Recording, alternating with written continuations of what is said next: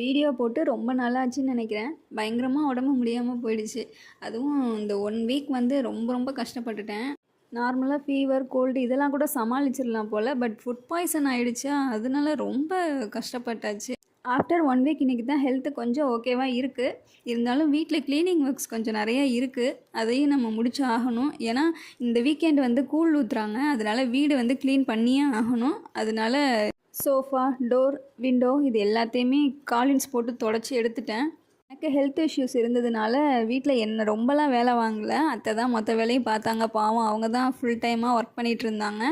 And இன்றைக்கி வந்து எங்கள் வீட்டுக்கு எங்களோட பழைய அடுப்பு, இது புது அடுப்பு கிடையாது, பழைய கேஸ் அடுப்பு தான் நாங்கள் மேலே எடுத்து வச்சுருந்தோம். அதை கொஞ்சம் ஆல்ட்ரேஷன் பண்ணிவிட்டு இப்போ மறுபடியும் அதே யூஸ் பண்ண ஆரம்பித்தாச்சு. ஏன்னா நாங்கள் கிளாஸ் டைப்பில் ஒன்று வச்சுருந்தோம் பிஜியானு. அது வந்து எங்களுக்கு செட் ஆகலை. ஒன்று பர்னர்லாம் போயிடுச்சு.